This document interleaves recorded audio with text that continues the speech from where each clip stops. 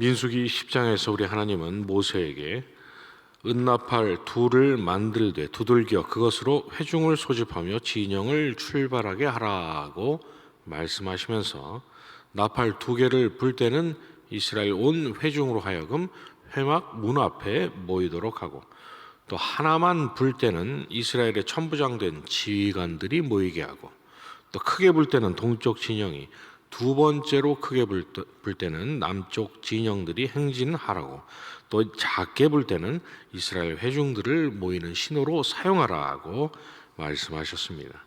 백성들을 소집하고 또 모으고 또 행진하게 하는 용도로 그 만들라 하신 은나팔을 사용하라고 명하셨던 것입니다.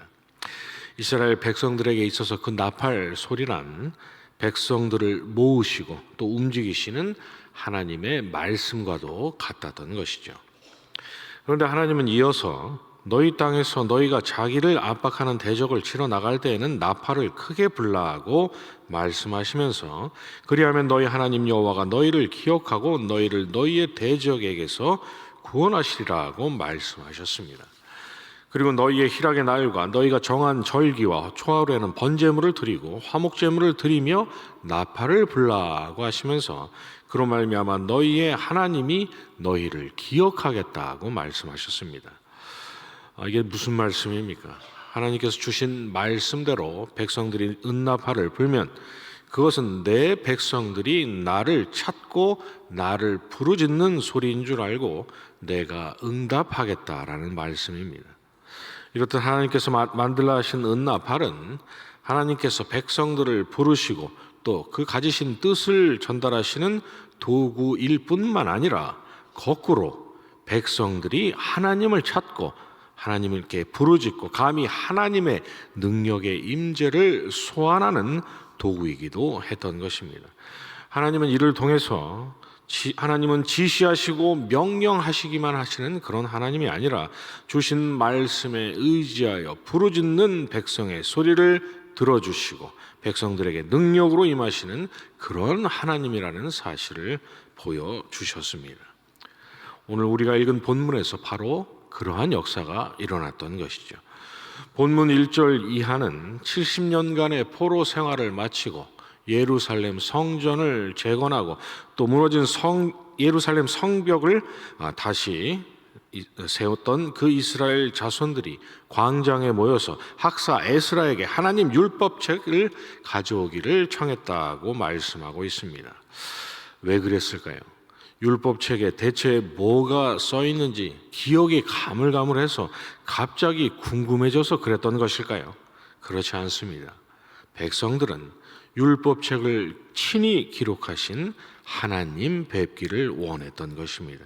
그래서 백성들의 요청대로 에스라가 율법책을 가지고 나무 강단 위에 올라가서 백성들의 목전에서 그 책을 폈을 때 모든 백성들이 일제히 그 자리에서 일어섰고, 에스라가 하나님을 송축하자 모든 백성이 아멘 아멘 하고 응답하고 몸을 굽혀 얼굴을 땅에 대고 하나님을 찬미했던 것입니다. 그들에게 율법책이란 단순히 한 권의 서적이 아니라 민수기 10장에서 하나님이 만들라 하시고 그 나팔을 불면 내가 너희를 기억하고 너희의 부르짖음을 듣겠다 하셨던 은나팔과도 같았던 것입니다. 그리고 그런 그들 앞에서 하나님의 율법책이 활짝 열렸다는 것은 백성들의 부르짖음을 들으시고 그들이 내 백성임을 기억하시고 부르짖음에 응답하신 하나님의 임재와도 같았던 것이죠.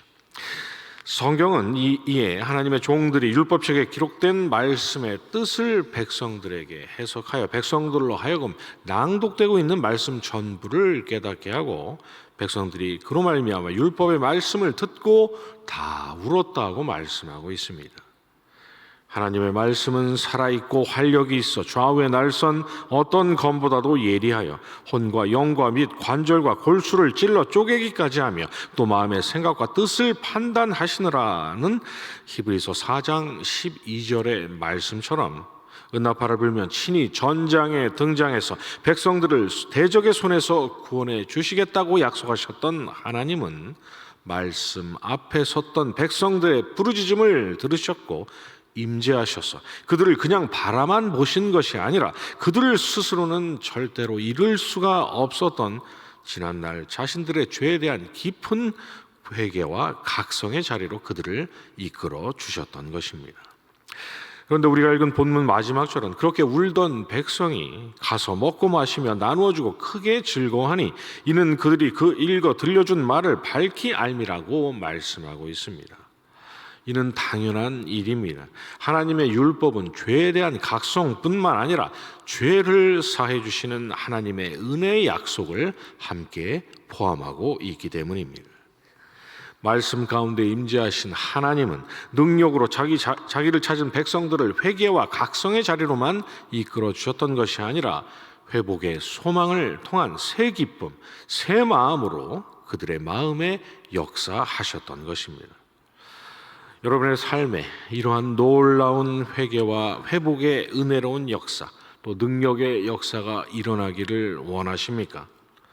내가 주께 대하여 귀로 듣기만 하였었더니 이제는 눈으로 주를 배움나이다 라고 했던 욥의 고백이 여러분의 이 땅에서의 삶의 고백이 되기를 원하십니까?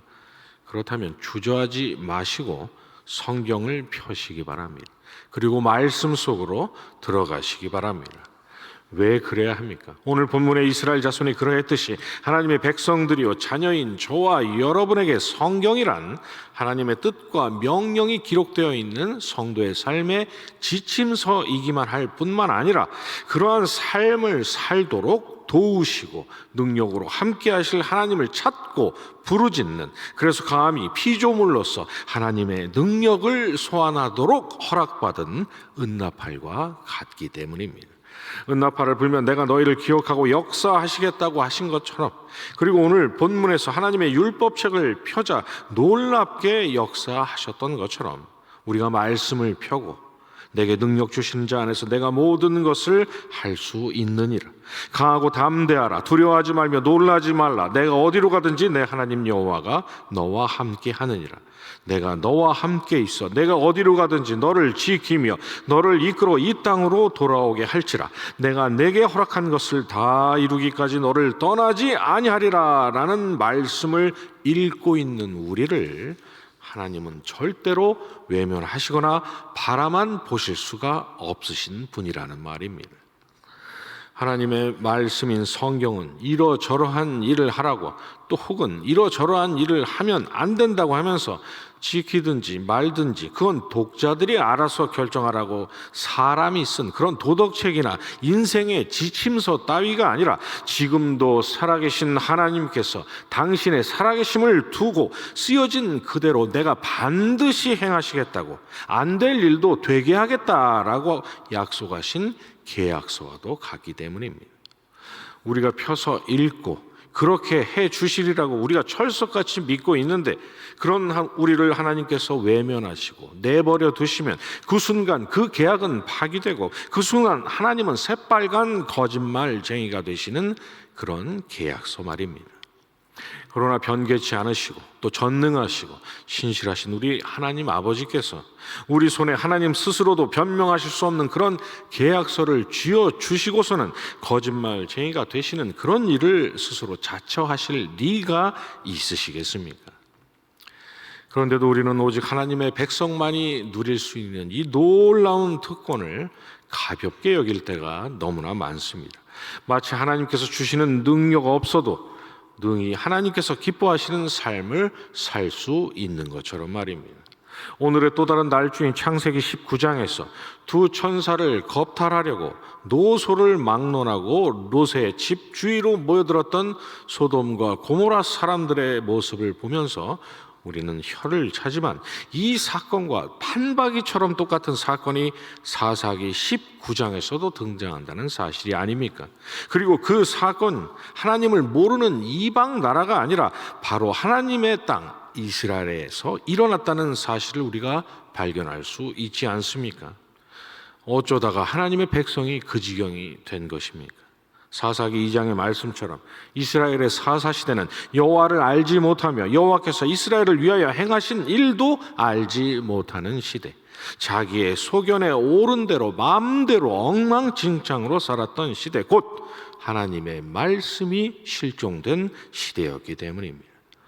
열왕들의 시대도 마찬가지였습니다. 신명기 6장에서 하나님은 모세를 통해서 말씀을 마음에 새기고 부지런히 가르치고 그것을 내 손목에 매어 기호로 삼고 미간에 붙여 표로 삼으라고 신신당부를 하셨건만 열왕기하 22장은 성전을 수리하다가 하나님의 율법책을 아주 우연히 발견했다고 말씀하고 있습니다. 그렇다면 그렇게 우연히 발견되기까지 누구도 하나님의 율법책이 어디에 있는지조차 몰랐다는 이야기가 아니겠습니까? 심지어 유다의 여호야김 왕은 하나님의 말씀이 기록된 두루마리를 면도칼로 베어다가 불에 던져 태워버리는 만행을 서슴지 않았습니다. 그러니 오죽하면 우리 하나님께서 아모스 선지자를 통해서 보라 날이 이를지라 내가 기근을 땅에 보내리니 양식이 없어 주림이 아니며 물이 없어 가람이 아니요 여호와의 말씀을 듣지 못한 기갈이라 사람이 이 바다에서 저 바다까지 북쪽에서 동쪽까지 비틀거리며 여호와의 말씀을 구하려고 돌아다녀도 얻지 못하리니 그날에는 아름다운 처녀와 젊은 남자가 다 갈아여 쓰러지리라고 말씀하셨겠습니까? 이는 단지 하나님께서 입을 닫으시고 침묵하시고 아무 말씀도 하시겠다는 그런 정도의 말씀이 아닙니다. 그들이 말씀을 만홀히 여겼으니 말씀과 함께 역사하시는 하나님의 능력의 공급을 중단해 버리겠다고 선언하셨던 것이죠. 그러니 스스로 하나님께서 원하시는 삶을 살 능력이 전혀 없는 연약한 인생들이 말씀 가운데서 역사하시는 하나님의 능력 밖에서 무슨 힘으로 똑바로 서 있을 수 있었겠습니까? 말씀을 사모해야 한다는 말, 그리고 오직 말씀의 삶을 살아야 한다라는 그러한 말을 우리는 절대로 가볍게 생각하지 말아야 합니다. 왜냐하면 말씀에서 떠나 있다라는 것은 하나님께서 주시는 능력으로부터 아주 멀찌감치 떨어져 있다는 것을 의미하는 것과 같기 때문입니다. 사사시대의 이스라엘이 그러했듯이 말씀에서 멀리 떨어져 있는 만큼 세상 사람들과 다를 바 없는 삶을 살 가능성은 높아질 수밖에 없는 것입니다. 말씀에서 멀리 떠나 있는데도 능력 있는 그리스도인의 삶을 살 수 있다고, 그러한 삶이 가능하다고 기대하는 것보다 더 위험천만한 상상은 없는 것이죠. 그래서 찬송가 546장의 작사가가 내가 굳게 서겠다라고 하면서 영원하신 말씀 위에 굳게 서겠다고 다짐하고 있는 것이죠. 그 작사가는 하나님의 말씀에 능력이 함께한다는 사실을 분명하게 알고 있었던 것입니다. 이 혼탁한 세상 가운데서 육신의 본성을 지닌 채 살아가고 있는 자기 자신이 하나님께서 기뻐하시는 삶을 살 수 있는 가능성이란 오직 말씀이라는 은나팔을 불어서 하나님을 찾고 하나님의 능력을 부르짖는 그 길밖에 없다라는 사실을 그는 너무나도 잘 알고 있었던 것입니다. 그러한 다짐이 오늘을 살아가는 저와 여러분의 다짐과 결단이 되기를 원합니다. 우리 손에도 이렇듯 하나님께서 허락하신 은나팔이 들려 있고 우리가 성경을 가지고 있다고 해서, 우리가 성경을 읽는다고 해서 누가 우리를 잡아가거나 죽이지 않는 그런 시대를 살고 있는데, 우리도 얼마든지 말씀 아래서 하나님을 배웠고 오직 하나님께서 택하시고 구원하신 백성들에게만 허락하신 이 특권을 마음껏 누리면서 살겠다고 다짐할 만한 그런 이유가 저와 여러분들에게도 있는 것입니다. 이 복된 진리 기억하시면서 오늘 하루도 말씀 안에서 하나님과 긴밀히 동행하시는, 그리고 그래서 능력의 삶을 살아가시는 저와 여러분이 되시기를 주님의 이름으로 축원합니다. 주님과 주신 기도로 새벽 예배 마치고 계속 기도하도록 하겠습니다. 하늘에 계신 우리 아버지여, 이름이 거룩히 여김을 받으시오며 나라의 임하옵시며 뜻이 하늘에서 이룬 것 같이 땅에서도 이루어지이다. 오늘날 우리에게 일용할 양식을 주옵시고 우리가 우리에게 죄 지은 자를 사하여 준 것 같이 우리 죄를 사하여 주옵시고 우리를 시험에 들게 하지 마옵시고 다만 악에서 구하옵소서. 대개 나라와 권세와 영광이 아버지께 영원히 있사옵나이다. 아멘.